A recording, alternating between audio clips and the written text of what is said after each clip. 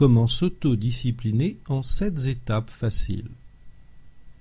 Bon, je vais faire ma séance d'abdominaux chaque matin et je m'y tiendrai. C'est décidé, j'écris chaque jour 3 pages de mon projet de livre. J'appellerai 5 nouveaux prospects ou 5 clients chaque matin. Je suis bien décidé à diminuer mon temps à surfer sur des sites inutiles et me concentrer sur mon travail. Combien de fois avez-vous décidé de vous tenir à un engagement et que par manque d'autodiscipline, vous avez très vite renoncé? Pourtant, à y regarder de plus près, l'autodiscipline est une vraie qualité de celles et ceux qui parviennent à réaliser leurs ambitions dans la vie. C'est une constante que l'on retrouve dans leur caractère. On dit que les bonnes intentions sont comme des chèques sans provision. Cet adage dresse un constat cruel, mais bien réel. Alors, ne tournons pas autour du pot et voyons clairement ce qui ne va pas et comment le régler. Si vous manquez d'autodiscipline, sachez que vous hypothéquez pour une grande part les nombreuses possibilités que vous offre la vie. J'ai fait ce constat éloquent. Les personnes autodisciplinées sont celles qui avancent plus vite et plus haut vers la réalisation de leur but. Les autres stagnent, souvent sont frustrés et parfois sombrent dans l'échec. On peut définir de manière claire ce qu'est une personne dotée d'autodiscipline. Être capable de faire en temps et en heure ce que l'on a décidé de faire en temps et en heure. Voici 7 étapes faciles pour devenir une personne autodisciplinée. Si cet attribut vous fait défaut, il est toujours temps de réagir. Des solutions existent. En voici 7 qui ont montré leur efficacité. 1. Pensez en termes d'avantages et non de contraintes. Pensez pendant quelques minutes chaque matin aux avantages que vous allez retirer d'être autodiscipliné. Dites-vous, que vais-je bénéficier de si je fais?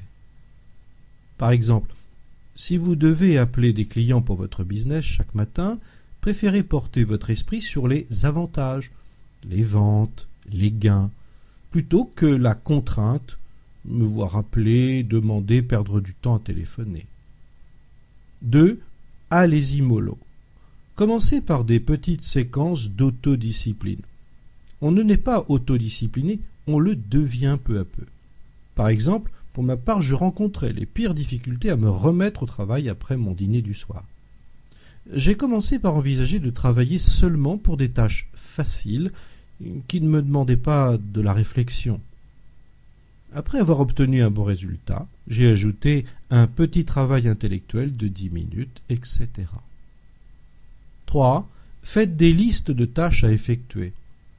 Si vous en doutez, faites ce test rapide. Cliquez sur votre ordinateur ou iPhone à la fonction bloc-notes. Marquez 5 actions à faire dans votre journée. Mettez un astérix dès que vous l'avez effectué. Au contraire, ne le faites pas en ayant toujours l'idée en tête de faire vos 5 tâches et regardez le résultat. Chaque fois que vous avez utilisé le bloc-notes, vous avez avancé dans vos tâches. Peut-être 4 sur 5, mais vous avez avancé. Alors que dans l'option d'avoir seulement les tâches dans votre tête, vous en aurez réalisé bien moins.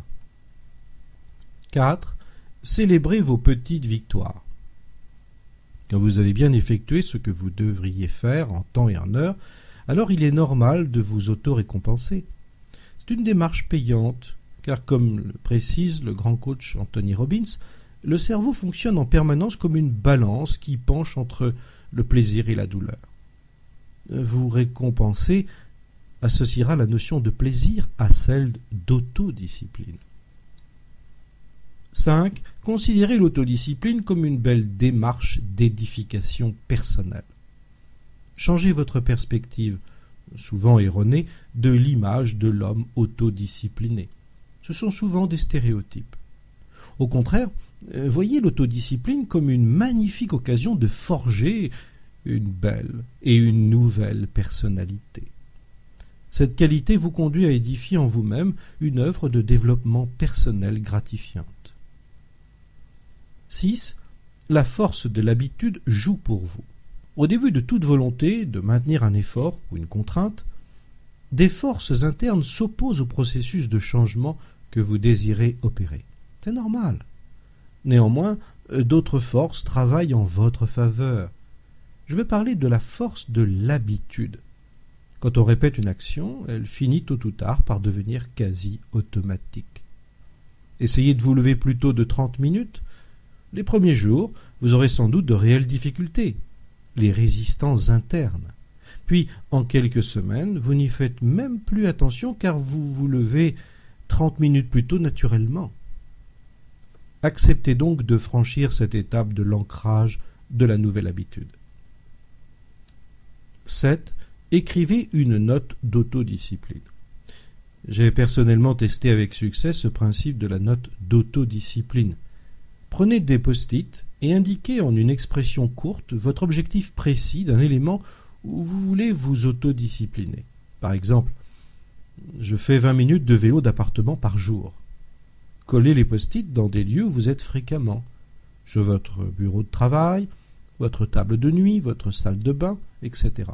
Et comme un effet d'automotivation, la simple vue régulière, répétée de ce message, engendrera une forme d'autosuggestion en douceur. Vous remarquerez que votre comportement se conformera peu à peu à votre désir. Merci de votre attention.